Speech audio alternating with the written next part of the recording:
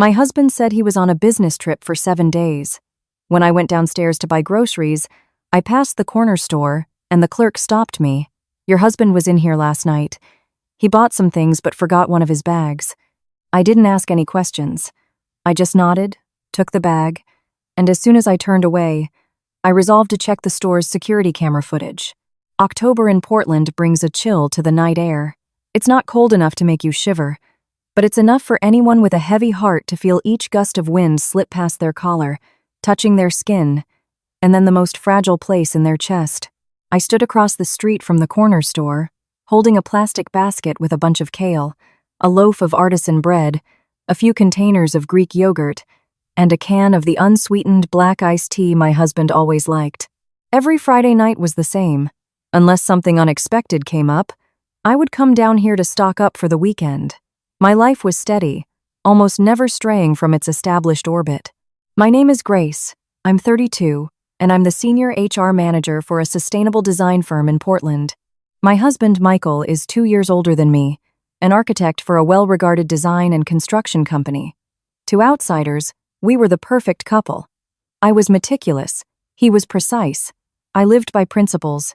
He lived with order. We'd been married for 5 years without children, having mutually agreed to wait until our finances and careers were more stable. At least, that's what I had always believed. Tonight was the 7th day of Michael's supposed business trip to Seattle. An hour ago, he'd sent me a photo of himself at King Street Station with a message saying he'd be on the early Amtrak train back to Portland in the morning. I'd meant to text back that I missed him, but I got busy approving the last few HR files for the day and forgot. As I approached the checkout counter, placing my basket down, the young man at the register looked up at me. I recognized him almost instantly. 3 months ago, he'd interviewed for an administrative position at my company. His resume listed 2 previous jobs, a foreign language certificate, and impressive IT credentials, but after just a few questions, I knew most of it was fabricated. I was the one who personally rejected his application. The clerk stared at me for 2 more seconds, his eyes scanning my face before he reached under the counter and pulled out a small, clear plastic bag. "Ma'am, I think your husband left this behind last night." I froze. My husband? Yeah. It was almost midnight. He came in to buy some things and left in a hurry. I remember you two because you're regulars here. His voice was calm, but I detected a strange undercurrent, not quite smugness, not pity, but more like someone waiting to see how the person in front of them would crumble. I looked down at the bag. Inside were 2 cans of imported craft hard seltzer and a box of condoms. Every sound in the store seemed to recede. The hum of the refrigerators, the beep of the barcode scanner, the low-volume advertising jingle playing from the ceiling speakers, it all sounded like it was coming from a great distance. I didn't question him. I didn't get angry. I just looked up and managed a faint smile. What time was he here? Around 11:45 p.m. I nodded and took the bag. Thank you. He seemed a little surprised by my composure. I paid for my groceries and walked out. The night wind whipped around the store's awning, brushing against my cheek. Standing under a streetlight, I pulled out my phone and looked again at the photo Michael had sent. The station sign was indeed for King Street Station in Seattle.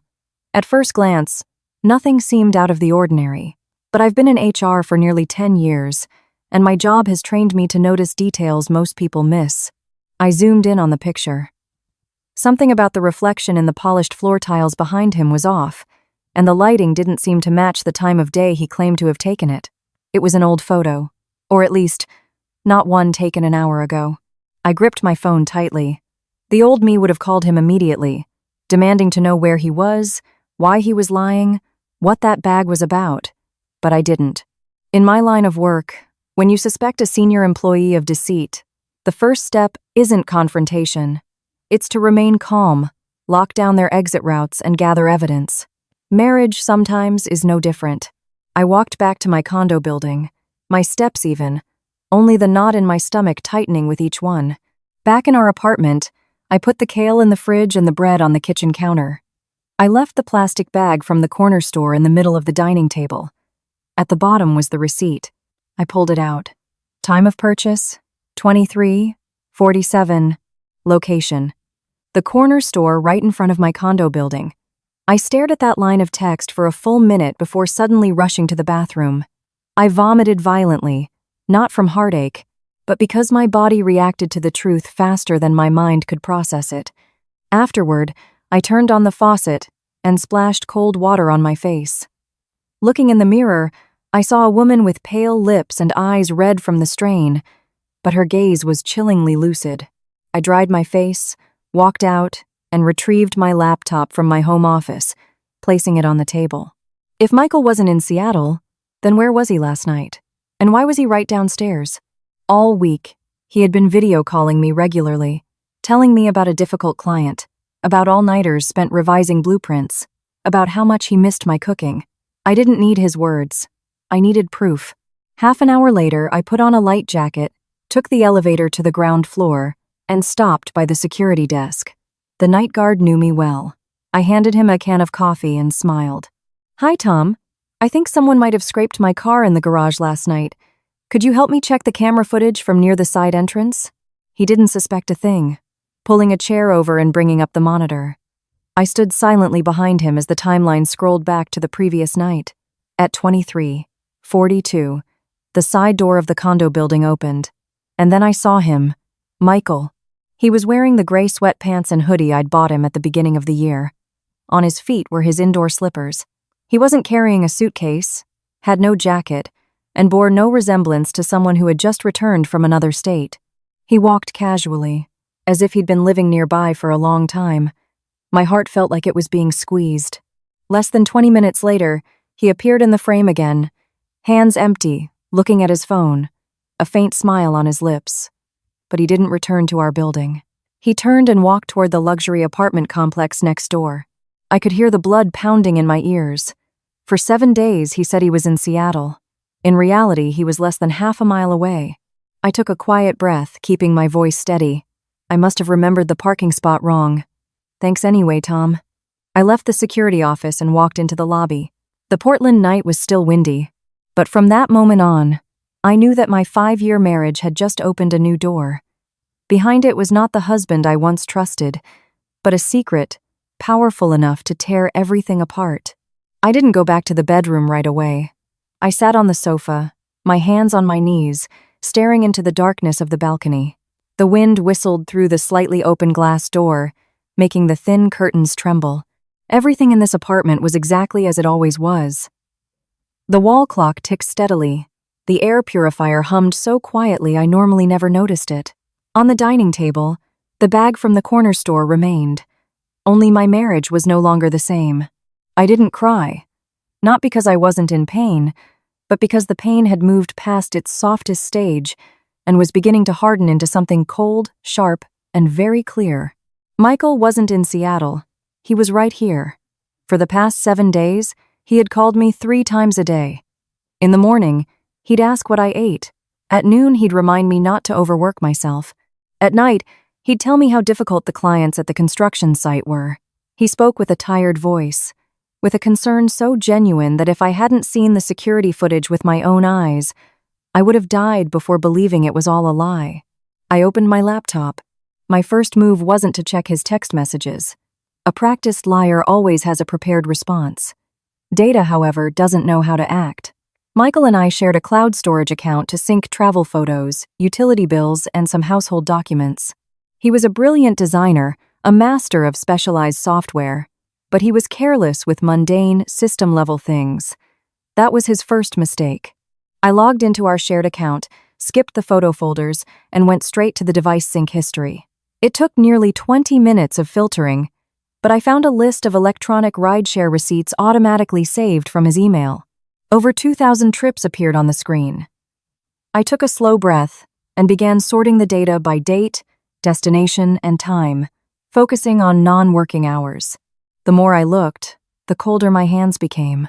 One address appeared again and again for over 2 years. The Sterling Lofts, the same luxury apartment complex I had just seen on the security camera. At first it was just late-night trips. Then the frequency increased 8 times one month, 11 the next. Some days, the trip started from his office and ended at those lofts.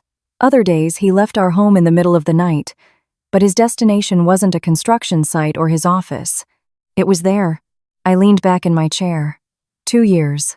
Not 1 week. Not 1 month.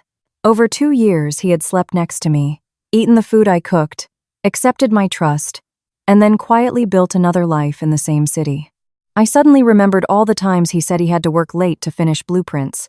The nights he texted me not to wait up because he was sleeping at the office. The mornings he came home looking exhausted, his hair slightly messy, his shirt carrying a faint, unfamiliar scent of body wash that I once thought must have been from a hotel on a business trip.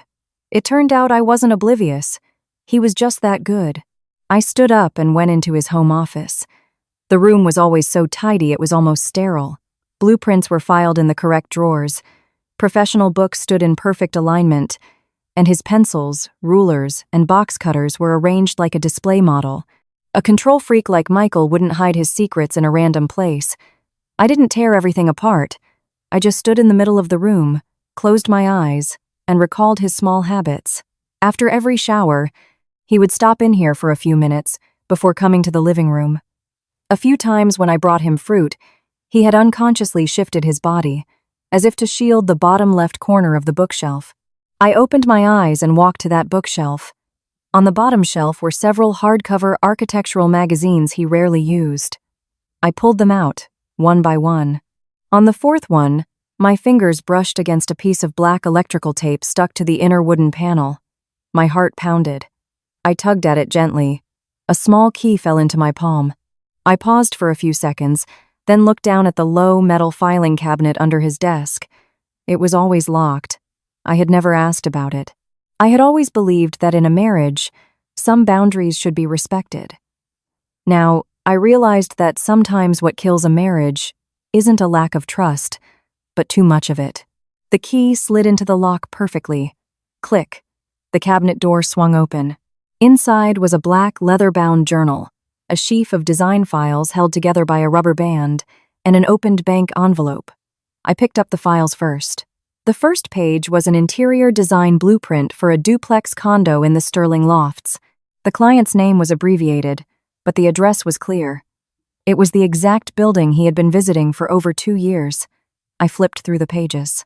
A cream and beige living room, a kitchen with light-colored stone countertops, a master bedroom in a minimalist but warm style. It was all beautiful, sophisticated, and designed with care, until I saw the blueprint for the second floor. Right next to the master bedroom was a small room, painted a creamy yellow, with a round window, a low dresser, and shelves for stuffed animals. In the top corner of the blueprint, 2 words were clearly written, "Baby's room." My hand tightened on the edge of the paper, crumpling it. Michael and I had been married for 5 years. For the first 3, he said his career wasn't stable enough. For the next 2, he said we should wait to have a child so we could save more to buy a bigger house. I believed him. I even proactively delayed our plans to start a family, thinking it was for our shared future. And yet, somewhere else, he had already prepared a room for a child with another woman. I put the blueprint down very slowly, my whole body ice cold. It was then that I understood what I had discovered was no longer just an affair. This was a premeditated, well-funded, long-term betrayal. And I, his legal wife, turned out to be the one left standing outside the door. I stood silently before the open cabinet, feeling as if someone had just used a thin, sharp, cold blade to slice through my outer layer of skin, exposing all the raw nerves beneath. The pain was no longer explosive. It was a slow, burning ache that made every breath feel like a stone was pressing on my chest. I reached down and picked up the black journal. The corners of the cover were slightly worn, a sign that it hadn't just been placed here recently. Michael was not the type to jot down random thoughts. Every notebook he used had a clear purpose. I opened the first page. His familiar handwriting appeared before me. I didn't need to read it all. The penmanship alone told me it was his. The first entry only had a date, no title, no introduction, like a secret diary written in the tone of someone relishing his own cleverness. October 12th. She was upset again because I couldn't come over. Took a while to calm her down until she fell asleep. Young women are so much more pliable. You just need a little patience. I stared at the words. No names were mentioned, but I knew. I turned to the next page. October 28th. Things on this side are more stable now. Just need to keep Grace trusting me. She's strong, capable, and too rational. Living with someone like that is less exhausting, because as long as you play your part well, she'll automatically carry the rest of the weight. My knuckles turned white as I clenched my fists. Grace. That was me. There was no more room for doubt, no space left to lie to myself that I might be misunderstanding. In this journal, I wasn't his wife, his partner, or his family. I was just a stable, functioning component in his life's machinery. I took a deep breath and kept turning the pages. Each entry revealed a little more of the real Michael. He was meticulous in his record-keeping. He noted which days he went to the other apartment, which days he had to buy gifts to appease her, and what time he should text me so I wouldn't get suspicious.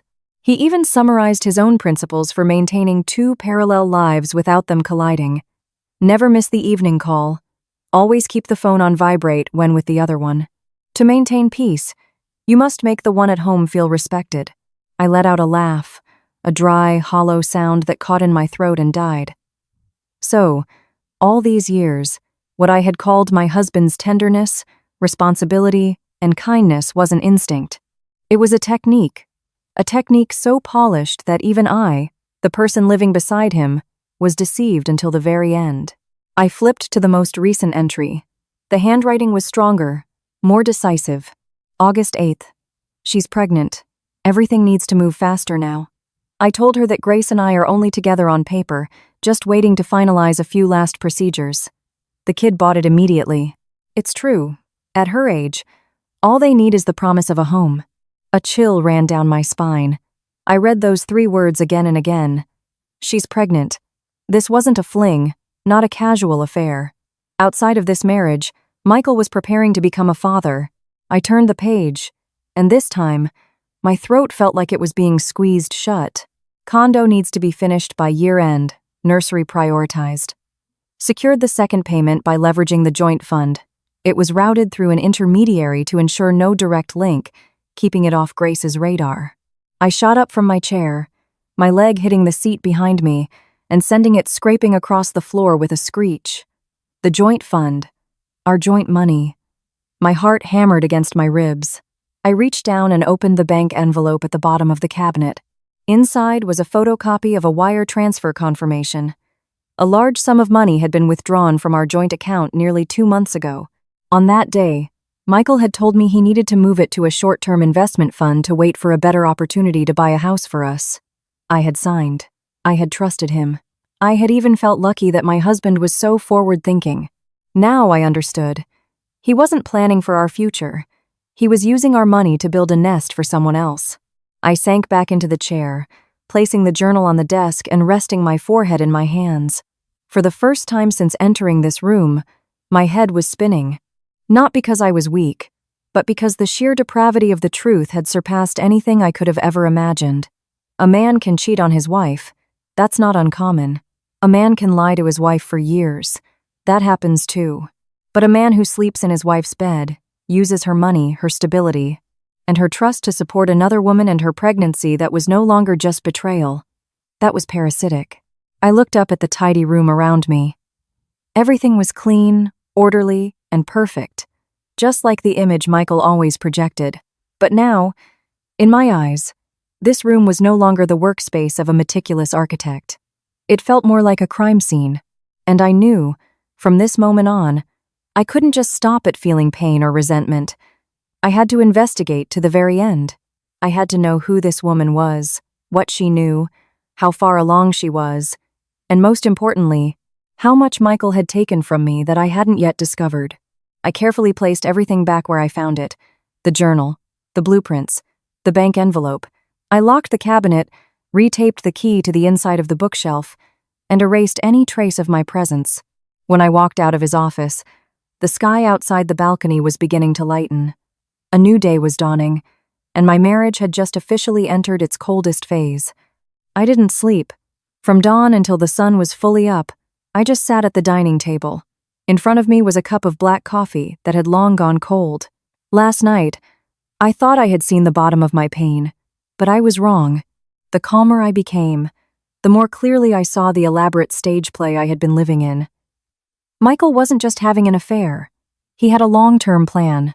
He had prepared a house, was preparing for a child, and had even prepared a way to drain our joint account. And the only person kept in the dark throughout this entire scheme was me, his legal wife, who went to work every day, contributed to our home, and believed she was building a future with her husband. I took a quick shower, changed into my work clothes, and sat down at my desk at home. The first thing I needed to do wasn't to call and scream at him. I needed to know who the other woman was. If Michael had created a fake story to deceive her, then it was possible she was also in love with a version of my husband that didn't exist. But whether she was a victim or an accomplice, I had to know. I opened my phone and went back to the rideshare history to the Sterling Lofts. From there, I started looking for clues. A man like Michael wouldn't just pick a random girl off the street to secretly support for over 2 years. They had to have met somewhere, had to have a connection, a starting point. I filtered for the earliest trips he made to that condo and cross-referenced them with his old work calendar, photos from company events, and industry parties he had taken me to. Nearly an hour later, a face surfaced in my memory. A young, slender woman who had been at the opening of a children's community arts center over 2 years ago. Michael had been in charge of the space design. She had stood next to him for quite a while, even handing him a bottle of water while everyone else was taking pictures. At the time, I'd only glanced at her and then forgotten. Because who would suspect their husband over a single look? I searched for the art center's name on social media, then scrolled through lists of teachers, volunteers, and people tagged in old photos. Finally, I landed on an account under the name Chloe. Her profile picture was of a young woman with a bright face, a delicate frame, and a very sweet smile. I opened her posts one by one. The further I scrolled, the colder my heart grew. 3 months ago, she posted a picture of a bouquet of white tulips with the caption, "He said one day he'd give me a home full of sunshine." 2 months ago, a photo of a living room under construction. 1 month ago, a picture of a beige apron on the back of a man who was cooking. I couldn't see his face, but I recognized those shoulders, that build. It was Michael. That very apron was one I had bought on sale at a home goods store, because I'd once heard him joke that a man in an apron was the mark of a true family man. I had smiled when I picked it out, thinking that one day he would cook more, we would have a child, a bigger house, a fuller life. I never imagined that apron would appear in another kitchen, on another woman's social media page. I kept scrolling. A photo of a blueprint spread across a table. The caption read, "He said our baby's room has to get the morning sun because our child deserves the most beautiful things." Our child. I stared at the screen until my eyes burned. Michael hadn't just drawn a nursery on paper. He had used the most tender words to paint a dream of motherhood for this other woman. Words I hadn't heard in their entirety, in 5 years. I turned off the screen for a long moment before turning it back on. This time, I created a new account. The profile picture was a stock photo of a minimalist interior. The username was Laura. The bio was simple. Freelance interior designer. I didn't send a friend request right away. I found a post by Chloe about paint samples for the nursery and left a short comment in the voice of a professional. "This cream tone is lovely, but if the room gets eastern light, you might want to tone down the brightness a bit. Otherwise, it could be a little harsh for a newborn in the mornings." Less than 10 minutes later, Chloe replied, "Oh my God, I was just worrying about that. Are you really a designer?" I looked at her message. My palms cold. The fish had taken the bait.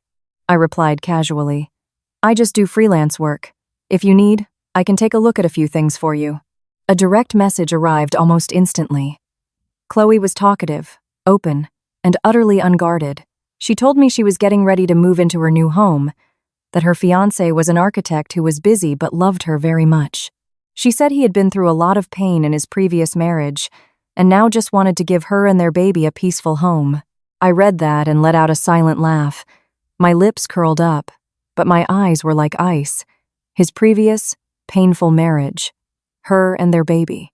It was clear that in the story Michael had constructed, I had been turned into a cold, selfish ex-wife.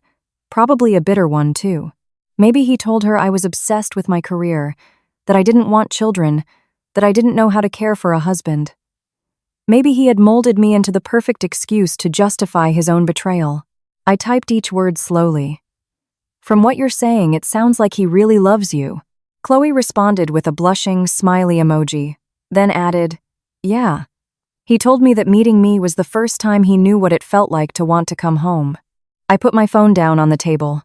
For a few seconds, a sharp pain seized my chest, as if someone was squeezing it with all their might. So, the place I had lived for 5 years was just a temporary stop for him, while his real home was somewhere else entirely. I closed my eyes, took a deep breath, and forced the pain back down. Not yet. I couldn't let my emotions ruin everything. Now I knew her name. I knew she was pregnant, and I knew she believed Michael was about to end his previous marriage to marry her. But that wasn't enough. I needed more. I needed proof of the money trail. I needed evidence of what he was using our joint assets for. I needed to know exactly how much he had taken from me and how much more he was planning to take. I picked up my phone again, looked at my chat with Chloe, and slowly typed one final sentence. If you don't mind, send me the floor plan for the condo. It'll be easier for me to give you feedback if I can see the layout. The message sent. I knew another door had just opened. And this time, I was going to walk all the way through to the end. Chloe's message came back quickly. So quickly I could tell just how excited she was about this new home. A file with the condo's floor plan was sent immediately, followed by a few trusting words. Please take a look for me. He revised the blueprint himself. He said this place is his first gift to me and our baby. I stared at the message, a feeling like swallowing a mouthful of ice water spreading through me. His first gift. That man took money from our joint account, using the pretense of our future to withdraw a large sum, then turned it into a gift for another woman. This wasn't an impulsive betrayal. This was a calculated appropriation. I opened the floor plan file. It was the same duplex from the blueprints I had found. The layout of the walls, stairs, windows, and balcony all matched, but what caught my attention was the bottom right corner of the drawing. There, listed, were the name of his design firm and an internal project code. That was a code used within Michael's company. I'm not an architect, but I've worked in a corporate environment long enough to know that professional blueprints have their own system of notation. That project code couldn't just appear on a personal design. It meant Michael wasn't just using his skills. He had likely used company resources to build a home for his mistress. If this came out, it wouldn't just be a marital embarrassment. It would strike at the heart of the career he was so proud of. I calmly took a screenshot, saved everything into a separate folder on my computer, and gave it a short, simple name: Evidence 1. I didn't use names like affair or betrayal. In moments like this, I had to stay as detached as if I were handling a special HR case. My phone buzzed again. Chloe had sent a few more photos. One of the living room, nearly finished. Another of a cream-colored sofa still wrapped in plastic. A picture of a small dining table set by a glass door. And finally, a picture that made me freeze. It was a selfie taken in a mirror. Chloe stood in profile, a hand resting on her gently swelling belly. Behind her was Michael. He wasn't looking at the mirror but down at her, his hand resting lightly on her shoulder, his gaze so tender that any outsider would think he was a man truly looking forward to his first child. I zoomed in. On his wrist was the brown leather strap watch I had given him for our 4th wedding anniversary. That day he had hugged me and smiled so gently. "I'll wear this every day," he'd said. And he did. He wore it every day. It was just a shame that some of those days he wore it next to another woman.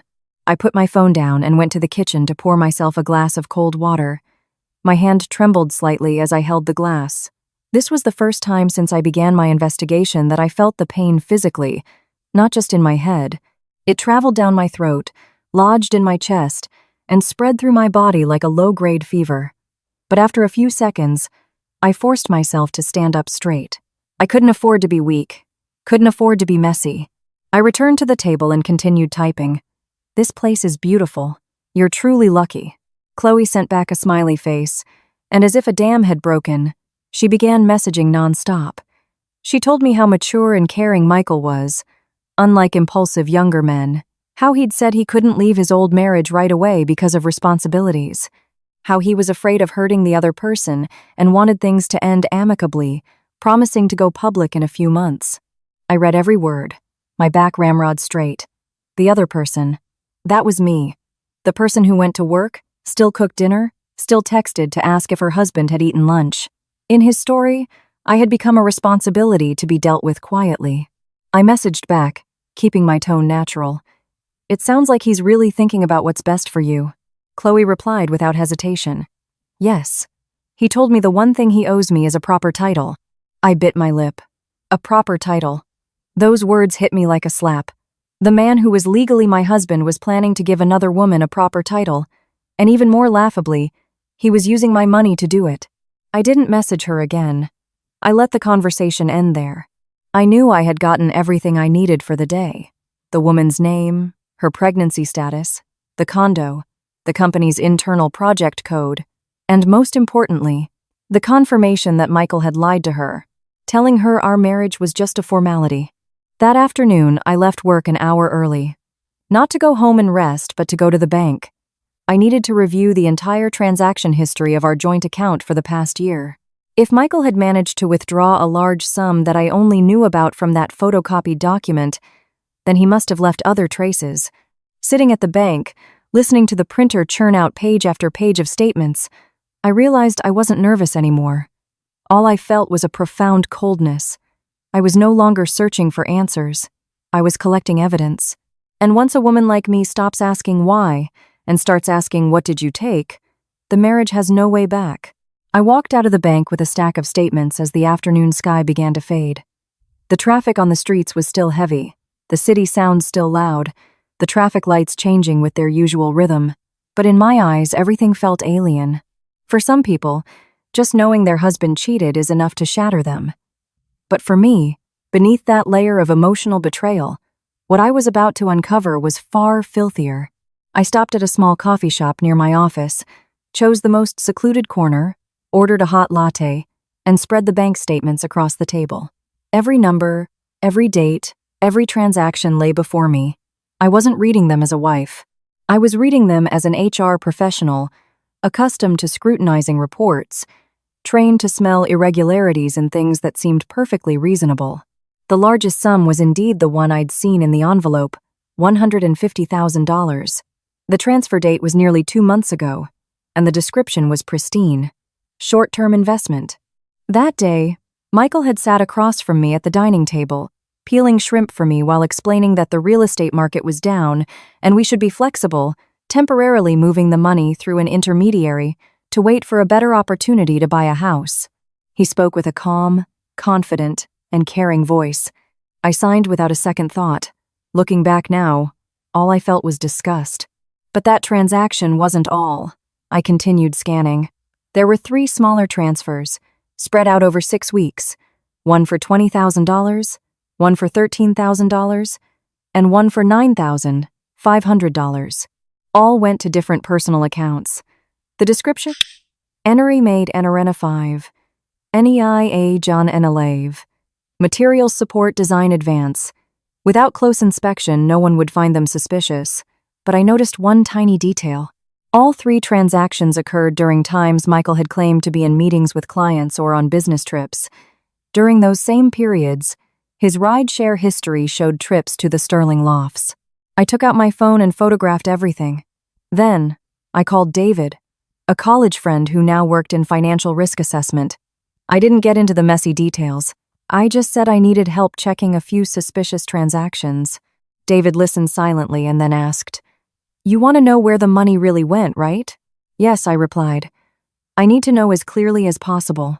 He said he would help as much as he could, but warned me not to text anything else from my personal phone. We would communicate via a private email. I thanked him and hung up, then sat staring at my now cold latte. I used to think the worst pain was discovering you've been betrayed. I was wrong.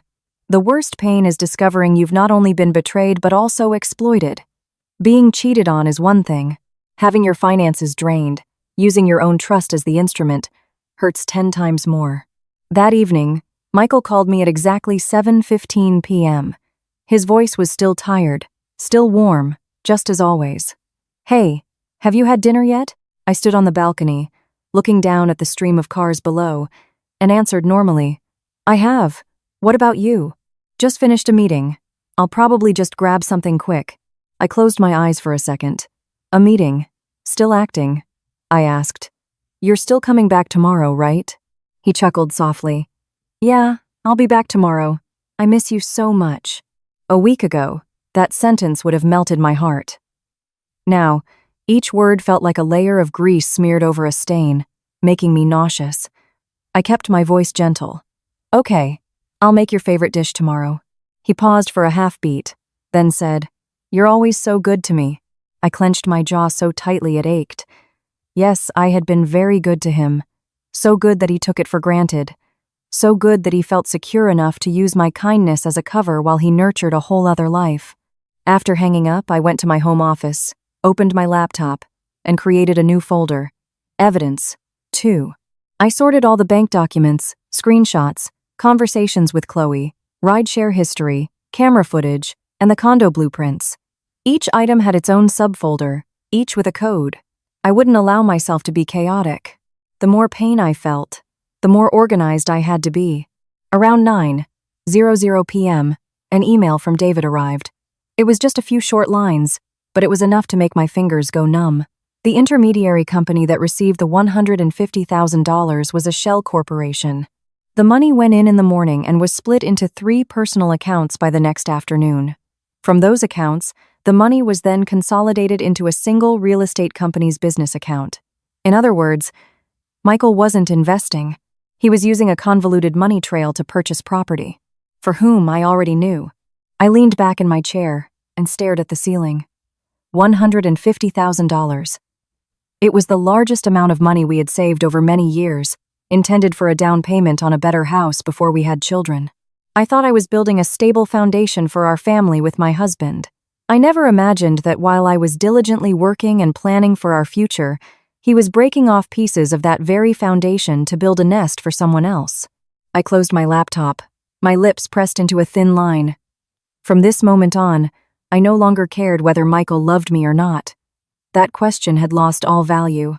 What I wanted to know was how to make him pay back every single thing he had taken from me. And I knew that to bring down a proud man like Michael, you couldn't just attack his romantic life. You had to hit what he feared losing most: his money, his reputation, his career. Sunday morning, I woke up very early. I changed the bedsheets, wiped down the dining table, and placed a small vase of flowers in the kitchen. Everything in the apartment was clean and tidy, just as I had kept it for the past 5 years. I wasn't doing it to salvage anything. I just wanted Michael to walk in and see that everything was normal. The best trap is always the one that makes the prey feel completely safe. Around 10 a.m., he texted, "On the train now." I stared at the screen for a few seconds before replying, "Call me when you get here." A short, gentle message. Not a single hint of anything unusual. A little after 11 a.m., the familiar beeping of the keyless entry sounded. I was in the kitchen, wearing an apron, a pot of soup still steaming on the stove. The door opened, and Michael walked in, pulling his suitcase. He wore a light blue button-down shirt, gray trousers, and his hair was neatly styled. His face was a little gaunt, as if he had genuinely had a tiring business trip. The moment he saw me, he let go of the suitcase and walked over quickly, wrapping me in a hug. "Honey, I'm home." I stood still in his embrace. The familiar scent of his cologne was there, but underneath it was another, fainter smell. A sweet, soft lotion, the kind young women often use. I recognized it. In one of Chloe's photos, a tube of hand cream from the same brand was sitting next to her bathroom sink. I gently patted his back, my voice even. "It's good to have you back. You look exhausted after a week away." He let me go, a tired smile on his face. It was rough out there. I just wanted to come home. Come home. Those words stung. This man had told Chloe that he only knew what it felt like to want to come home after meeting her. Now, he was standing in front of me, saying the same thing with impeccable sincerity. I helped him set the suitcase by the wall. "Go take a shower. I'll heat up the soup." He tilted his head, looking at me. "Did you really miss me?" I curved my lips into a faint smile. "If I didn't, who do you think I cooked all this for?" Michael smiled and leaned down to kiss my forehead. The kiss was natural. So natural it was cruel. When he went into the bathroom, I pulled the suitcase over and quickly unzipped the outer pocket. Inside were 2 packages of smoked salmon, some dried mango, and a small box of gourmet honey sticks, all branded as Seattle's best. A closer look revealed they had been hastily stuffed inside. The price tags were crooked, and one corner of a package was unusually wrinkled, as if it had just been torn out of a delivery bag. He was so meticulous he had even manufactured evidence for his fake trip. I zipped the suitcase back up and went to the dining table to set out the plates and utensils. During lunch, Michael ate heartily. He told me stories about the difficult client, about blueprints that had to be redone multiple times, about sleeping for 3 straight nights near the construction site because of a tight deadline. I sat across from him, putting food on his plate, occasionally nodding or asking a question or two. If he could act, so could I. The only difference was that I used to act out of belief. Now, I was acting to get the rest of what I needed. After eating, he leaned back on the sofa and sighed. This trip was exhausting, but knowing you were here waiting for me made it all worth it. I placed a glass of water in front of him. I'm just glad your work is going well. He looked up at me, his gaze softening. You're always so understanding. Understanding. I used to feel warm when I heard that. Now it just sounded like a compliment for a woman who was easy to exploit. That afternoon, he slept deeply. I sat at my desk in the living room, my laptop open, but my eyes occasionally drifted to the half-closed bedroom door. The man sleeping in there was once the person I wanted to have children with, to grow old with. I used to think I was lucky to have married someone who didn't drink or party, who was dedicated to his career. But it turned out the most dangerous type of man isn't the one who is openly promiscuous, but the one who knows how to wear a mask of decency, who knows exactly what to say and do to make the woman beside him willingly offer up all her trust. That night, after dinner, Michael pulled me close. I missed you all week. His voice was low and husky, his hand on my waist, just as it had been so many times before. My chest tightened for a moment, not from desire but from revulsion. I knew that just yesterday, that same hand was likely caressing Chloe's belly. He had probably just left her apartment at the Sterling Lofts before pulling his suitcase back here. But I didn't push him away. Not yet. A man like Michael would become suspicious at the first sign of trouble. I couldn't let him sense any danger from me right now. Later that night, in the dark bedroom, he held me, his warm breath on my ear. His intimate gestures were all there, as if there was no crack between us. I closed my eyes. During that time, I didn't think of him. I didn't think of our marriage. I thought only of the numbers on the bank statements, the blueprint files for the other apartment, the messages Chloe had sent, and the look of panic Michael would have when everything collapsed at once. Once he was sound asleep, I quietly sat up. The glow from my phone screen illuminated his face so peaceful and innocent it was a lie. I picked up his phone. The passcode was still our wedding anniversary. How ironic. A man who used his wedding anniversary as his passcode but took everything precious from that marriage to support someone else. I opened his banking app and took pictures of his recent transaction history. I opened his notes app and photographed his recurring payment reminders. I opened his email and wrote down the name of the financial brokerage company that had received the money from our joint account. I didn't read his romantic messages with Chloe. I didn't need to. What I needed now wasn't proof that he loved someone else, but proof of what he had used of mine to fund that other life. I put his phone back where it was. Lying down next to him, he instinctively turned and put an arm around me in his sleep. I opened my eyes and stared at the ceiling, feeling the weight of his arm across my waist. I used to feel that embrace was my support. Now it felt like a rope coiled around me, but that was fine. The tighter the rope, the more it would hurt him when I finally cut it. Monday morning, I arrived at the office earlier than usual. The building was still quiet, the hallways smelled of fresh cleaning solution, and the janitorial staff were pushing their carts down the halls. I put my bag on my desk, turned on my computer, and sat watching the screen slowly light up. After getting more data from Michael's phone last night, I had barely slept. But strangely, I didn't feel tired. When a person's pain passes a certain threshold, what remains isn't weakness, but clarity. I opened the evidence folder. The camera footage, the rideshare history, the bank statements, the screenshots of my conversation with Chloe, the internal project code on the condo blueprint. It was all there, neatly organized in subfolders, cold and methodical. I stared at the blueprint file with Michael's company name in the corner. A man like him could accept losing a wife, could even accept losing some money if he had a way to recover. But what he feared most was losing his position at the company, his professional reputation, the facade of the talented and meticulous architect he had cultivated for so many years. The attack had to be aimed there. I didn't send anything right away. I spent the morning doing something very familiar from my HR career, verifying and arranging the evidence in a logical sequence, so tight that the recipient would understand the issue at a glance. I numbered each file and created a brief summary. End of view. Item 1. Indication of company resource usage for personal projects. Due. IDATA. Item 2. Irregular travel patterns during work hours. A brief. Item 3. Internal project code found on a private residential blueprint. ALBU. Item 4. Potential breach of professional ethics and misuse of company assets. Blanks. I didn't use a single word related to an affair. I didn't need to create drama. In the corporate world, what motivates action isn't tears, but risk. In the early afternoon, I told my team I needed to step out for a bit. I didn't go to a familiar coffee shop. I went straight to an internet cafe in another part of the city, chose the most hidden corner, put on a hat and a mask, paid by the hour, and opened a computer. I created a new email address. The username was generic, completely unrelated to me. Then, I began attaching the files, one by one. The first recipient was the vice president of the design division at Michael's company.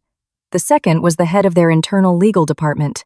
The third was a senior architect at the same company, someone Michael had mentioned a few times with a tone of dislike. I knew that kind of environment. The moment the smell of a compromised interest appeared, people would pounce. The body of the email was very short. To whom it may concern. I am providing several documents that indicate a potential misuse of company resources by one of your employees. This includes the use of internal project codes, company time, and possibly company equipment to handle a private residential project outside the scope of official contracts. I recommend an internal review to prevent potential risks and resource loss. I read it 3 times. No additions, no subtractions, no emotion. Then, I clicked send. The moment the email vanished from the screen, I didn't feel the satisfaction I had imagined. There was only a cold, stark silence. The fuse had been lit. All that was left was to wait for it to reach the powder keg. That evening, Michael came home a little later than usual. He walked in with a normal expression, but one glance told me his shoulders were tense and his eyes weren't as natural as they usually were. I was in the kitchen, my back to him. "You're home." "Yeah," he replied, his response shorter than normal. I turned around, pretending not to notice anything. "You look tired today." He sat down at the table and rubbed his forehead, probably just sleep-deprived. I placed a bowl of soup on the table. "Is something wrong at work?" Michael looked up at me. For just a second, I saw something flash in his eyes. Suspicion. He forced a smile. "It's nothing, just the company is reviewing some old files." I served him rice, my voice light. "Reviewing files is making you this stressed?" He picked up his fork but didn't eat right away. "They said someone sent an anonymous email about some unpleasant things." I sat down across from him. "What kind of things?" He shook his head. "Just nonsense." I looked at him for a few seconds, then slowly put a piece of fish on his plate. "If you didn't do anything wrong, what are you worried about?" That sentence made his fingers, holding the fork, stop midair for a fraction of a second. Before, I wouldn't have noticed. But now, I saw everything. This man was afraid.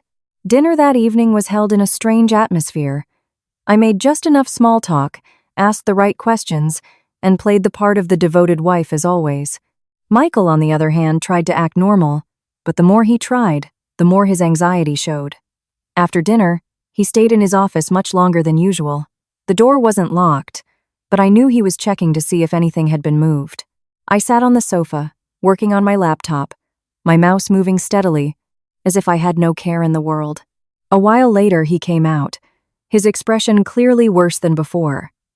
He probably hadn't found anything out of place, which was exactly what scared him the most. An unseen trapper is always more terrifying than a direct adversary. That night, lying next to me, Michael tossed and turned, unable to sleep.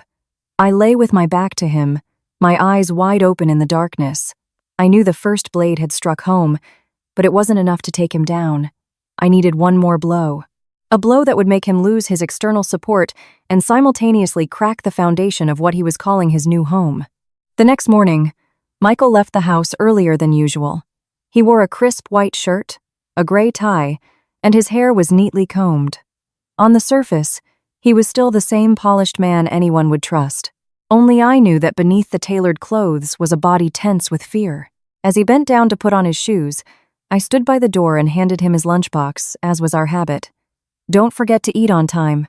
He took it and looked up at me, his eyes more complex than usual. "You're really taking care of me lately." I smiled faintly. "You're my husband. Of course I'll take care of you." The moment the words, "my husband," left my mouth, I saw his pupils dilate slightly. It was quick, subtle, but enough for me to know that in his mind, those words no longer held the same solid ground they once did. The door closed behind him. I went back inside, made myself a black coffee, and opened my phone. A message from Chloe was still in our chat from the night before. She had sent more pictures of the nursery, asking what color curtains she should hang. A mother-to-be will always pour the most tenderness into her child's room. It was just a shame that room was being built with my money and on a false promise. I stared at the screen for a long moment, then started typing. "I've looked at the plans. The place is beautiful, but are you sure all the paperwork is in order?" Chloe replied almost immediately. "Yes, it's all good. He's taking care of everything for me." I continued, keeping my tone that of a casual professional acquaintance mentioning a potential risk. "I only ask because the project code in the corner of the blueprint looks more like an internal file from a design firm than a residential one. If things like that aren't handled properly, they can become a huge headache." This time it took Chloe nearly 5 minutes to reply. "What do you mean by that?" I waited a little longer before messaging back. I could be mistaken, but if I were you, I'd ask the designer about it thoroughly. Especially since you're pregnant, dealing with paperwork or financial issues later on will be exhausting. It was only a few sentences, but I knew I had just dropped a stone into still water. Someone who is overly happy rarely questions things, but all it takes is one sharp point hitting their deepest fear, and they will start digging themselves. And for a pregnant woman, nothing creates more anxiety than the feeling that her child's future is uncertain. Around noon, my phone rang. It wasn't a text, it was a call from Chloe. I looked at the screen for a few seconds before answering, my voice calm. "Hello?" The voice on the other end hesitated. "Hi, is this Laura?" "Yes, this is she." "It's Chloe. I'm sorry to call so suddenly. I hope I'm not bothering you." I leaned back in my chair, my eyes on the balcony. "It's no problem. What's on your mind?" Chloe's voice was noticeably quieter. "You work in this field, so you know more than I do. I wanted to ask you honestly, if someone uses internal company files to work on a private home, is that a big deal?" I smiled faintly to myself. The fish was starting to struggle. I answered measuredly, not rushing, not pushing too hard. "If it's just for rough sketches, it's one thing. But if it involves company software, project codes, work hours, and money, then it's not simple at all. Are you asking because something happened?" Chloe was silent for a few seconds. I could hear her breathing on the other end. "No, not really. It's just, he's been acting a little strange lately. When I ask about the condo contract, he avoids the question. The other day, when I asked about getting the title in my name, he even got angry with me." I gripped the phone. So, the crack had appeared. Not because I had invented anything, but because Michael's web of lies was already so vast that a single tap was enough to make it echo with emptiness.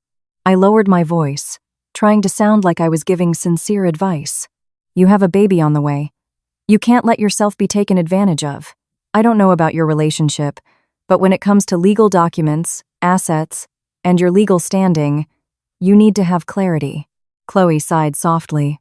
Then she asked unexpectedly, "Ma'am, if a man says he's in the process of getting a divorce, is there any way to know if it's true?" I closed my eyes for a second. In that instant, I knew my blow had hit its most painful target. I answered very slowly. "There is. But usually, when a woman has to start investigating that, it means she already knows the answer in her heart." The other end of the line went completely silent. The silence stretched on for so long that I could almost picture her face, pale and stricken. A moment later, Chloe whispered, "Yes, I understand." I didn't ask anything more. Right now, I had to remain an outsider, a kind, knowledgeable outsider who had unintentionally raised a few troubling points. If I became too eager, Chloe would get suspicious. And if she got suspicious, Michael would smell it immediately. After hanging up, I sat for a long time without moving.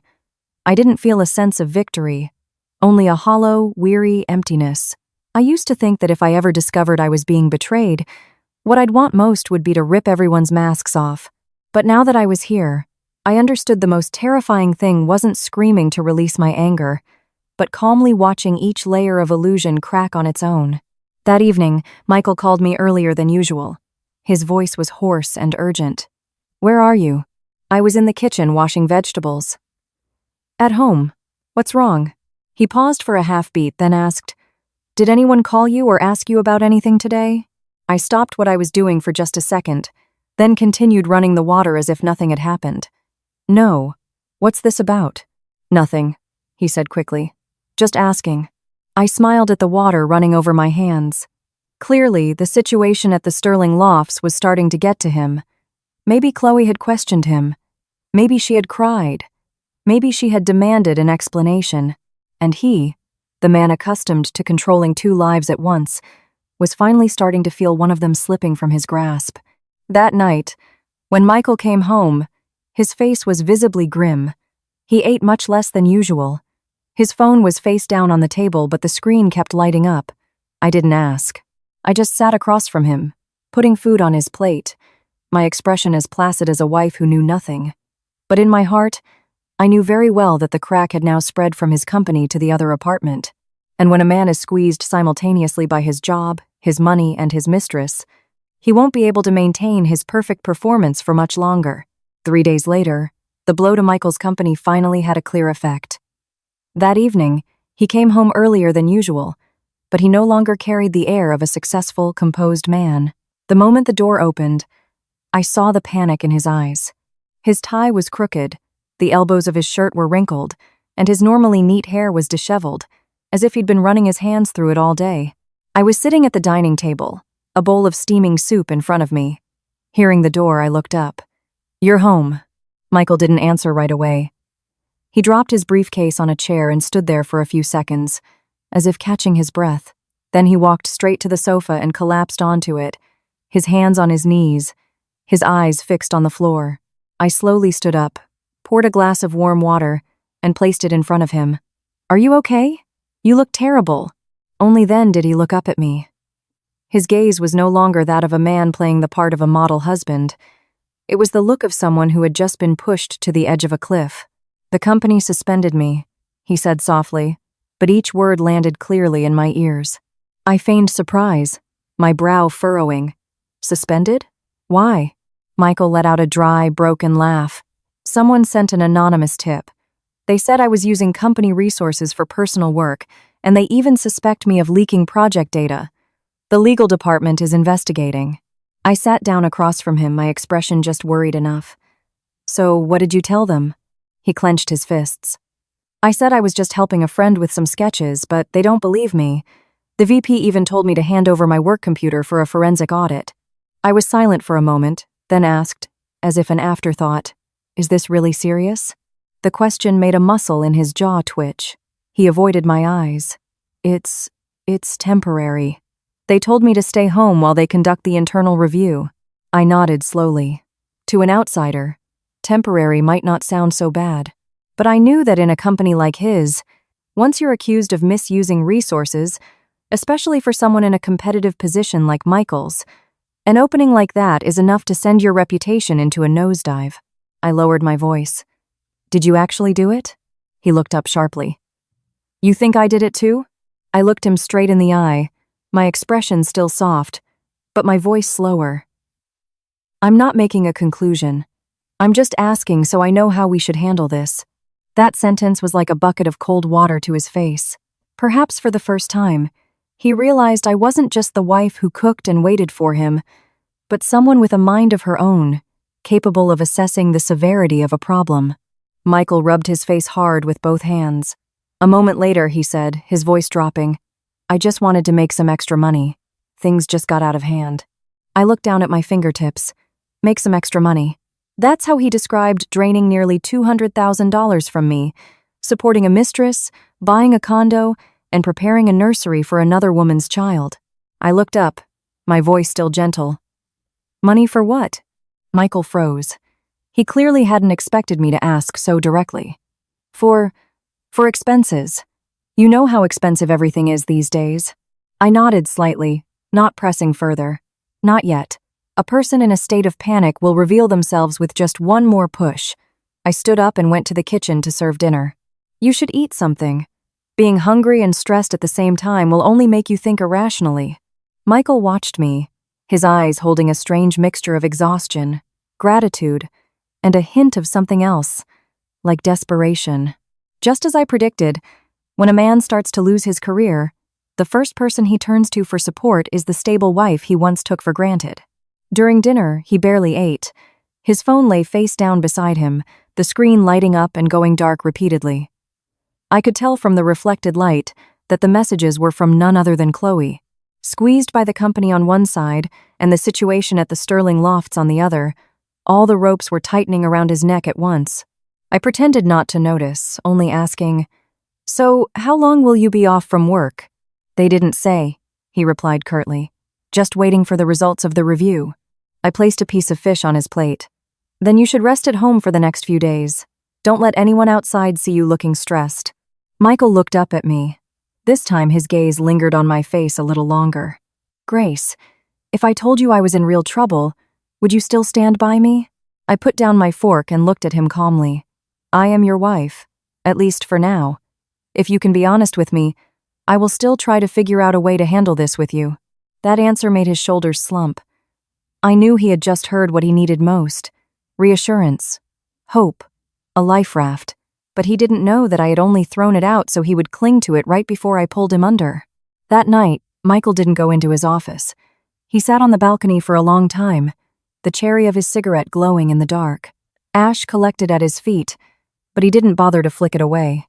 He rarely smoked, only when he had truly lost control. I stood behind the curtain, silently watching his silhouette. I had once truly loved this man. There was a time when just seeing him tired would make my heart ache, wanting to carry his burdens for him. But now, seeing him in this state, I felt no sympathy. All I felt was a clear, cold certainty. He was beginning to reap what he had sown. Around midnight, his phone buzzed incessantly. This time, it wasn't a short text, but a call. Michael stared at the screen for a long time before answering. I couldn't hear what was being said on the other end, only his hushed, tense voice. "I told you not to call right now.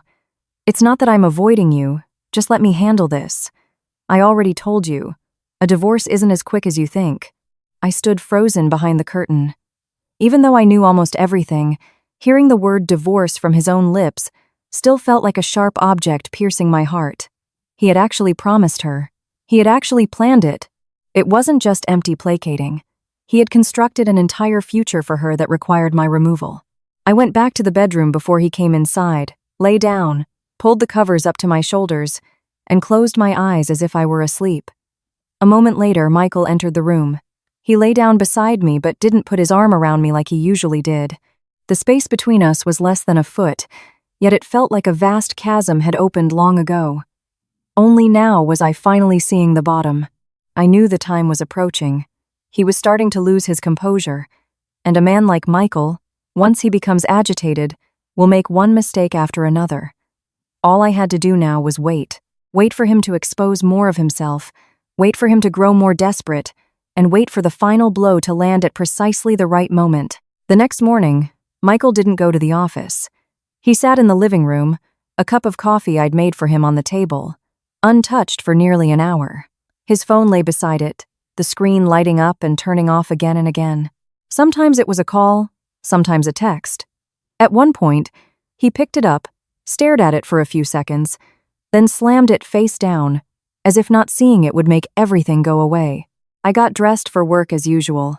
Before leaving, I turned to him. "You should rest at home today. If the company calls, Just stay calm. He looked up, his eyes completely different from the days before. The confident air of a man in control was gone, replaced by exhaustion and anxiety. Can you come home early tonight? I paused for a half-second, then nodded. I will. Call me if you need anything. He looked at me as if he wanted to say more, but in the end, he remained silent. I went to work, but my mind wasn't there. Around noon, my phone rang. It was an unknown number. As soon as I answered, a trembling female voice came through. Ma'am, are you Michael's wife? I stood frozen by my office window. Below, the sun bleached the pavement, and the city bustled on, but all I could hear was the ragged breathing on the other end of the line. I answered very slowly. Yes, who is this? There was a 2-second pause, and then the voice shrank. My name is Chloe. I gripped my phone so hard my knuckles ached. It was finally happening. I hadn't sought her out. She had come to me. I stepped into an empty conference room and closed the door. Why are you calling me? Chloe exhaled sharply, as if she had to gather all her courage to continue. I'm so sorry to bother you, but I need to ask you something. All this time, Michael told me that you two had been separated for a long time. He said there were just a few procedures left. Her voice broke on the last few words. I closed my eyes for a second. I could have chosen to tear everything apart right then and there. Yelled, cursed, dragged her into the same humiliation I felt. But I didn't, because I knew the person who should be panicking the most right now wasn't me. It was Michael. I asked, my voice so steady it surprised even me. What is it you want to know? The voice on the other end choked back a sob. Then the words tumbled out, heavy and broken. You two, you're not really getting a divorce, are you? I stared at my faint reflection in the glass wall in front of me. My expression was so cold it felt foreign. My husband and I are still living together. We have never been separated. The other end went silent. I could clearly hear a sharp intake of breath, followed by a stifled sob. Some truths need only a single sentence to shatter all the beautiful promises that came before. Chloe's voice was barely a whisper. Then, my baby. Her sentence trailed off. I understood. I understood better than anyone the feeling of the future you believed in, crumbling in a matter of seconds. But I didn't soften. Not because I was heartless, but because she and I now shared a painful common ground. We were both deceived by the same man. The only difference was that she was still clinging to hope, while I had moved far past that stage. I asked, do you know where he got the money to buy that condo? Chloe was stunned. What money? I let out a bitter laugh. Did you really think a man who claimed his company was struggling, who was under immense financial pressure, could just casually buy you a duplex condo? The other end gasped. I could hear the sound of a chair scraping, as if she had just collapsed into it. What are you trying to say? I enunciated each word, slowly and clearly. I'm saying the condo you're preparing to move into was likely purchased with my and my husband's joint marital funds. I'm saying the man you trust may have had no intention of ever giving you any legal standing. And I'm saying that if you want to protect yourself and your baby, you should stop believing a word he says, starting now. Chloe burst into tears, the sound muffled and broken. But her ragged sobs made it clear just how terrified she was. I stood silently. No comfort, no condemnation, no further words. After a long moment, she asked, her voice hoarse, Ma'am, how long have you known? Long enough to know what kind of man my husband is. So what are you going to do? I looked out the window, at the noon sun glinting off the buildings across the street. I'm going to take back what is mine. Whether you keep the baby or not, whether you continue to believe him or stop, that's your decision. But let me give you one piece of honest advice. Never stake your life on the promise of a man who is a practiced liar. She didn't respond. Only the sound of her disjointed sobs remained. Then the call ended. I stood holding the phone for a long time.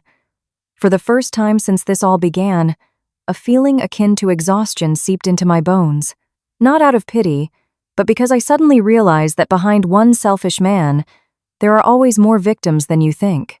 That evening, I had just gotten home when I saw Michael standing right by the door. He had never waited for me like this. His face was pale, his eyes were red, and his tie was askew. Grace, he said, his voice like sandpaper. I put down my bag and looked up. What is it? He walked closer, his expression a mixture of panic and urgency. Did you say anything to anyone? I furrowed my brow. Say what? He was breathing hard, his hands clenched. Chloe knows everything. She called me, crying, asking all sorts of questions. She said she talked to you. I looked at him for a few seconds, then asked very slowly, Is that so? Just those 3 words, but I saw the color drain from his face. This was probably the first time he had truly felt the coldness from me. No noise, no screaming, just a void large enough for him to know things couldn't be fixed the old way. Grace, listen to me, he said, reaching for me. I took 1 step back. It was a small, deliberate movement. I'm listening. For the first time in 5 years of marriage, I hadn't called him by an endearment, and I knew he heard the shift. Michael stood frozen in the middle of the living room, his hand still suspended in the air, as if he couldn't believe the woman in front of him had actually retreated.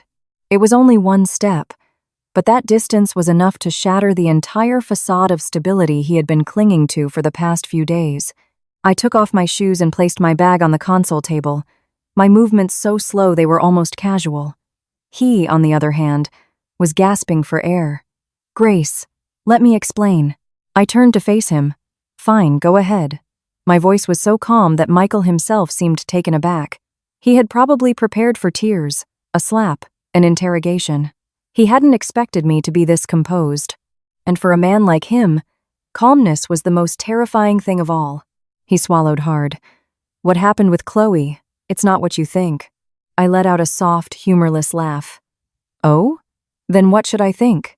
He took another half-step closer, his voice more urgent. I met her when I was under too much pressure. Things between us weren't the same anymore. I stared at him, unblinking.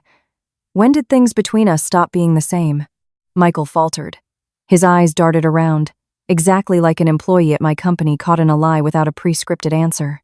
He spoke more quietly. You were always so busy. You're so strong. You don't need me like other women do.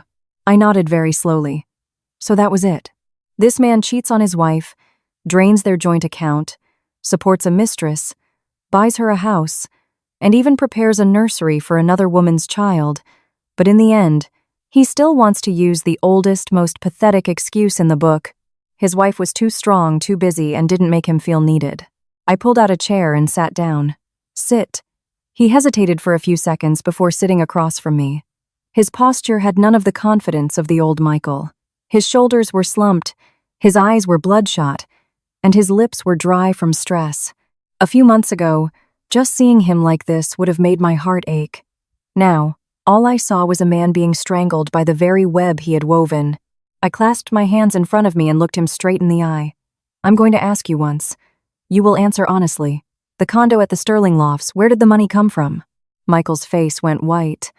He opened his mouth, but no sound came out. I repeated, my voice even. What money? Finally, he whispered, so low I could barely hear. I was going to pay it back later. I laughed. This time it wasn't a faint smile, but a short, cold, brittle sound, like shattering glass. I asked you what money. He closed his eyes, his hands clenched so tight the veins stood out. From the joint account. Even though I already knew, hearing him admit it still sent a sharp pain through my chest. Knowing a truth is one thing, hearing the betrayer confess it is another. I nodded. How much? 150,000, plus a few smaller amounts. I didn't ask why anymore. I didn't ask if he thought he was a terrible person. Those questions were meaningless now. I just continued. And the company? Michael's eyes flew open, and he looked at me as if I were a stranger. He probably never imagined I knew so much. I just used the company computer for a few drawings. It's not as serious as they're making it out to be. I tilted my head. Not serious, yet you were suspended. He fell silent. His silence was the clearest answer. I leaned back in my chair, a chill running down my spine, but my mind was clearer than ever. At this point, I no longer felt the shattering pain. I just saw everything for what it was. A rotten marriage, a man living parasitically off his wife's trust, a mask that had finally fallen off. Michael suddenly leaned forward. Grace, I was wrong. I know I was wrong, but I still want to come back. From the very beginning, you're the one I've needed. I looked at him for a long time. This was perhaps the most shameless thing I had ever heard. He needed me. Yes, he needed someone to clean up his mess. He needed someone with money. He needed someone calm enough to pull him out of the swamp he'd created for himself. He needed the shell of this marriage as a place to retreat to now that his other life was cracking, his company was collapsing, and his finances were trapped. He didn't need me. He needed the value I provided. I asked very gently, "If your company hadn't suspended you, if Chloe hadn't found out, if I hadn't discovered the money was gone, would you be coming back?" Michael was speechless. That one question was enough to sever all his pleas, because we both knew the answer was no. He slumped back in his chair, his shoulders heavy. I stood up, went to the file cabinet, and took out an envelope I had prepared that afternoon. I placed it on the table in front of him. "This is a copy of the bank statements, transaction histories, the condo deed, and a few other things. Take a look." Michael opened the envelope. As he pulled out each piece of paper, the color drained further from his face. His hands trembled as he read. When he reached the last page, he looked up at me sharply. "You investigated me," I replied calmly. "No, I protected myself." The room fell silent, save for the hum of the air conditioner and Michael's ragged breathing. After a long moment, I spoke again. "I'm meeting with a lawyer tomorrow. Before I escalate this, you have one chance. Either you cooperate and disclose the entire money trail to return what belongs to me, or I will let this go wherever it needs to go." Michael looked at me as if he no longer recognized the wife he had lived with for 5 years, and he was right. The woman who had trusted him died the night she saw him walk into that other condo building. The woman sitting in front of him now only knew how to settle accounts. I turned and walked toward the bedroom, pausing at the door. Without looking back, I said, "You're sleeping on the sofa tonight, and by tomorrow morning you should think very carefully about how much you're willing to lose." The next morning, I woke up earlier than usual. I changed into a simple beige work dress, tied my hair back neatly, and put on light makeup, just like any other day. In the mirror, my face looked the same, but my eyes had changed. They were calmer, colder, with no room left for illusions. Michael had been on the living room sofa all night, barely sleeping. When I came out, he was still in yesterday's clothes, his eyes sunken and bloodshot, an ashtray full of cigarette butts in front of him. He looked like he had aged years in one night. I walked past him and placed a single sheet of paper on the coffee table. "I have an appointment with my lawyer at 9 a.m. If you want to keep any shred of dignity, you'll come with me." Michael looked up, his eyes a mixture of exhaustion and despair. "Grace, can we please talk more?" I glanced at my watch. "You have 10 minutes. He sat up straighter, his hands clasped tightly together. I recognized it as the posture of someone trying to hold on to the last remnants of their life after realizing they're about to lose everything. He spoke slowly, his voice hoarse and low. "I can transfer the remaining money in my name back to you, the car, my personal savings account. And if you need me to, I will sign a statement confirming the funds for the other condo came from our joint account." I sat down across from him. This was the first time since everything exploded that he had addressed the practical issues instead of hiding behind emotional appeals.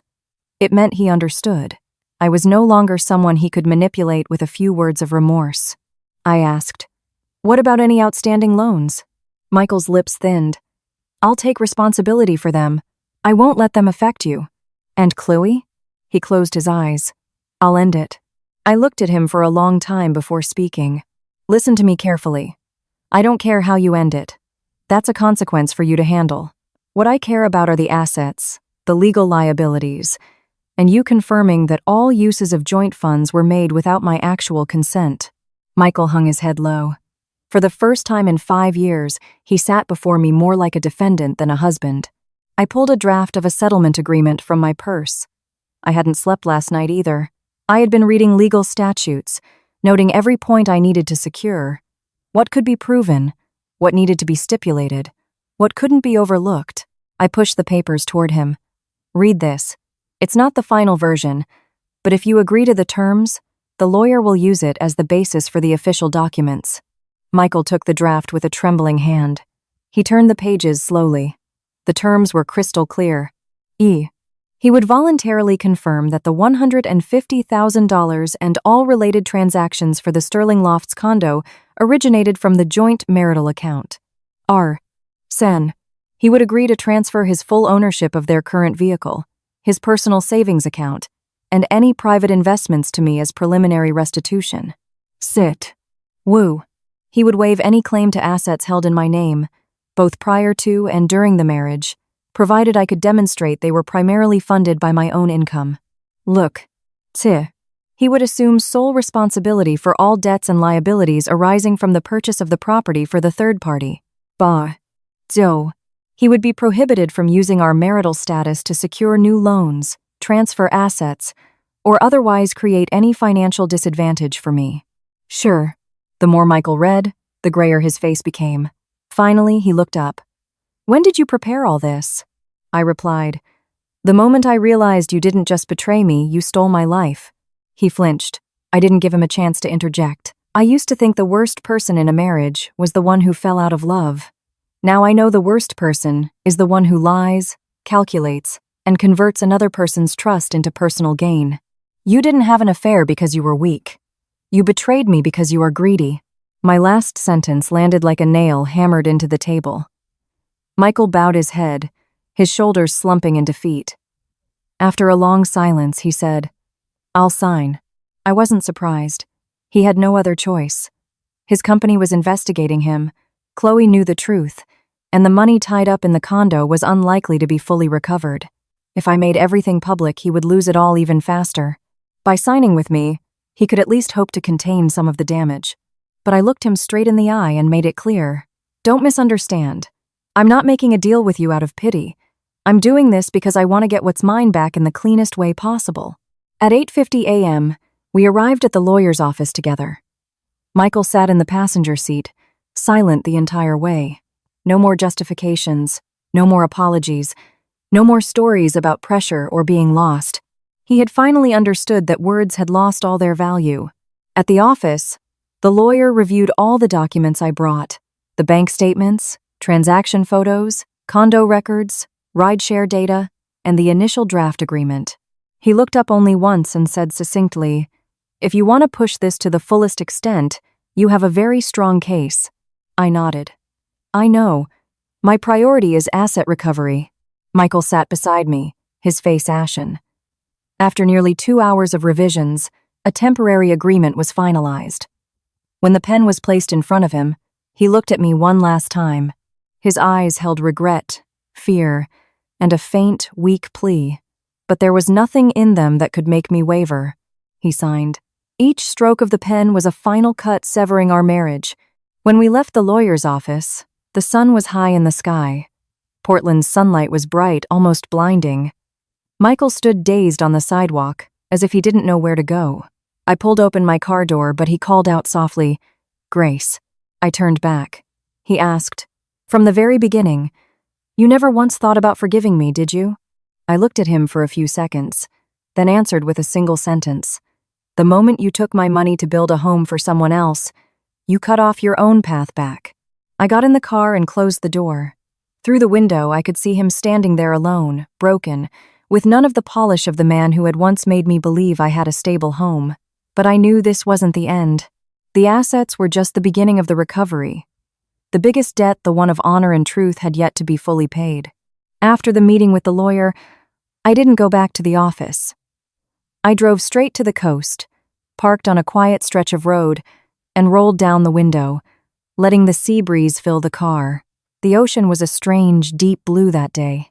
The sun was beautiful, the sky vast, and the waves crashed against the shore with a steady rhythm, as if nothing in the world had just fallen apart. I sat behind the wheel, my hands in my lap, staring straight ahead. I should have felt relieved. I had the documents, I had Michael's signature, I had blocked his retreat, but there was no sense of victory in my heart, only a deep, cold emptiness. It turns out that when a marriage dies, even the most clear-headed person can't just walk away unscathed. I had truly loved Michael.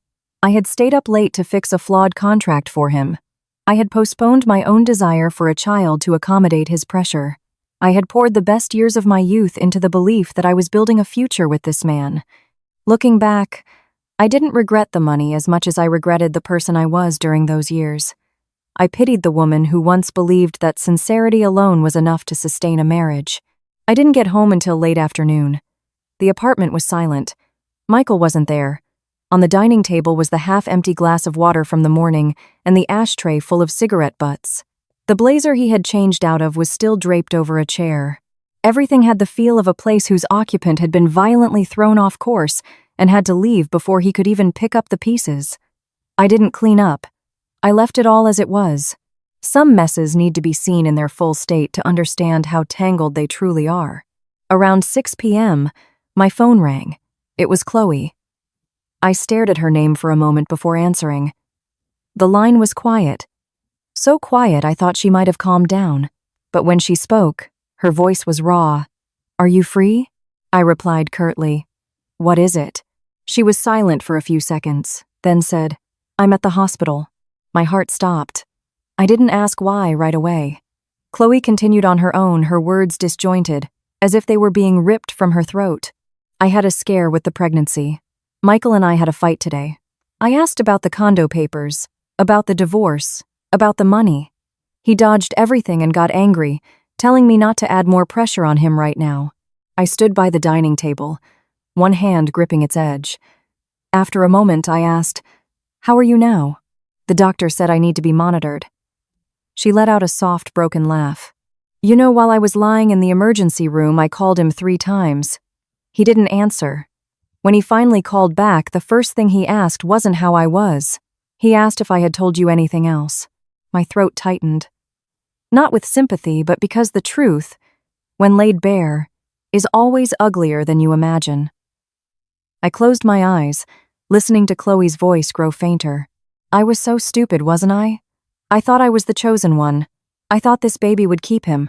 I thought if I just waited a few more months, I'd have a proper wedding.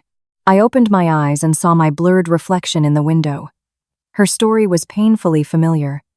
The only difference was that I had believed for 5 years, and she had believed for 2. Different timelines, same outcome. I said slowly, "A woman's biggest mistake isn't believing in someone. It's continuing to lie to herself after she knows she's been deceived." Chloe didn't cry. She had probably cried herself out at the hospital. She just asked, "Do you hate me?" I was silent for a long time. In the beginning, the answer would have been yes. But now, I realized the person most deserving of hate was never her.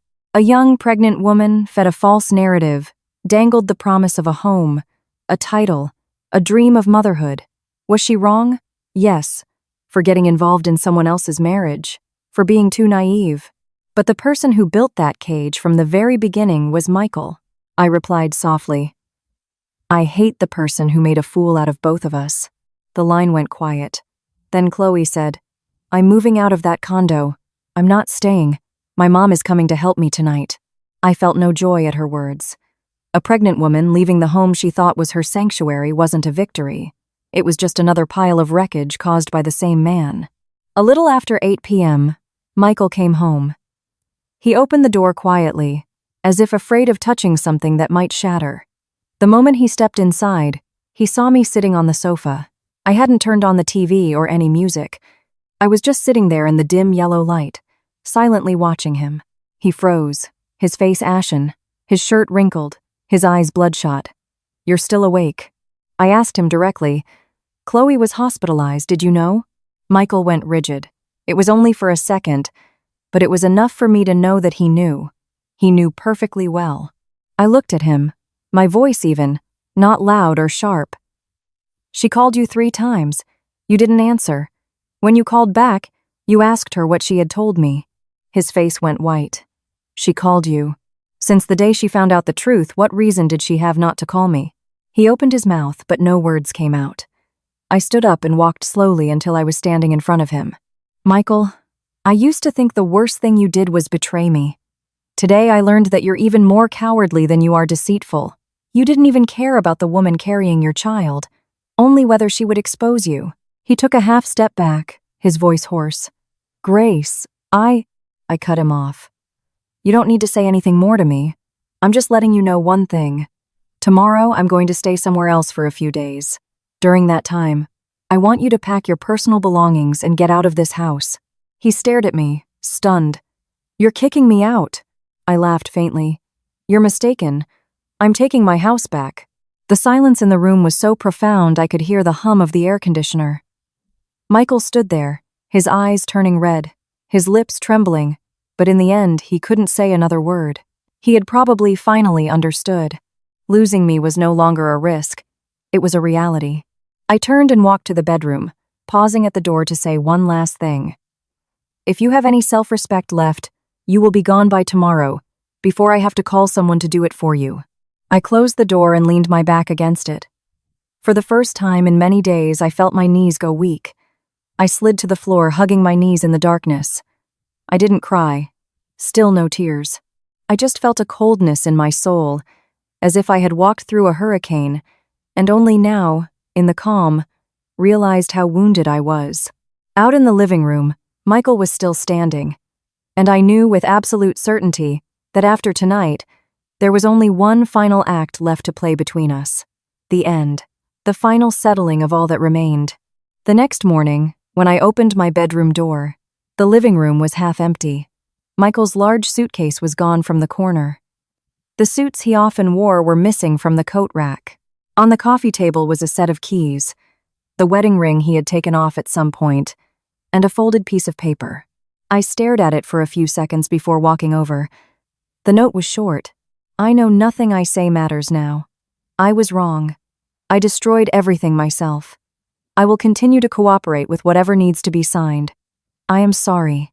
I read it, folded it back up, and placed it exactly where it was. An apology that comes too late is not a redemption. It is merely a final confirmation that the person knows they have done something unforgivable. I opened the balcony door. The morning breeze blew in, carrying the salty scent of the nearby coast and the clear Portland sunlight. For the first time in years, the apartment was quiet in a new way. There was no trace of his cologne, no familiar footsteps, no feeling of waiting for a door to open at the end of the day. The pain was still there, but in the midst of it, I realized something had just returned. Myself. A week later, the divorce papers were filed. Michael didn't contest anything. He had no fight left in him. His company terminated his contract after the internal review. The severance penalties and financial liabilities left him with almost no monetary freedom. The condo at the Sterling Lofts was frozen in escrow due to the dispute over the source of the funds. Chloe moved out before things got worse. I never saw her again, and we never spoke again. Between two women hurt by the same man, sometimes no more words are needed. The day I held the final divorce decree in my hands, I didn't feel like I was falling apart, as I once might have imagined. I just stood for a long time in front of the courthouse, looked up at the pale December sky, and took a deep breath. 5 years of marriage, ended with a few pieces of paper. It sounds cold, but perhaps that's how many relationships are. When you're in love, you think it's all flesh and blood. When it shatters, you find that what's left is mostly evidence, signatures, obligations, and lessons. That night, I cooked a simple meal for myself: a bowl of vegetable soup, a piece of grilled salmon, and a small bowl of rice. I sat alone in the kitchen and ate slowly, without my phone, without the TV. Outside, the traffic continued. The life of the city went on. And for the first time in a long time, I wasn't thinking about where Michael was, what he was doing, or how he was living. I understood that from now on that man was just a closed chapter, a mistake. After dinner, I cleared the table, washed the dishes, and stood in front of the mirror. The woman looking back was still me. The same face, the same eyes. The only difference was that this time, I wasn't looking at myself with pity. I had lost a marriage, but I had kept my dignity. I had been deceived, but I had not allowed myself to be crushed. I had loved the wrong person, but I had not lost my own worth because of it. And in its own way, that was a kind of victory. A few days later, I had the locks changed. I cleared out the unnecessary things, folded the beige apron and put it at the bottom of a closet, and tossed the matching his and hers wedding mugs into the trash. As for the wedding ring, I put it in a small box. Not out of nostalgia, but as a reminder. Some painful periods in life aren't meant for you to live in forever. They're meant to teach you to love yourself more wisely from now on. On New Year's Eve, I stood on my balcony and watched the fireworks over the Willamette River. The lights burst brilliantly against the dark sky and then vanished. I suddenly felt a great weight lift from my heart. Some things you only realize never truly belong to you after you've lost them. Some people you only understand should have left long ago after they're gone. I smiled, a small, quiet smile, and whispered to myself, "It's over, and tomorrow I will live a different life." This is a fictional story I created based on emotional fragments from life. I am using an AI voice to share this story with the audience, hoping that through it, listeners can draw valuable life lessons. The characters in the story do not represent any specific individuals. Lessons learned from the story. In a marriage, love is necessary, but clarity is even more important. Never hand over all of your trust, finances, and future to one person without retaining your own agency. When you discover a betrayal, the most important thing isn't to break down, but to remain calm in order to protect yourself. A strong woman is not one who doesn't feel pain, but one who, despite the pain, refuses to be broken. All lies eventually leave a trail, and the price of betrayal must, sooner or later, be paid. A person's worth isn't defined by whether they can maintain a marriage, but by whether they can maintain their self-respect. Thank you for listening to this story. I wish you all peace, clarity in love, resilience in the face of adversity, and the wisdom to always value yourself.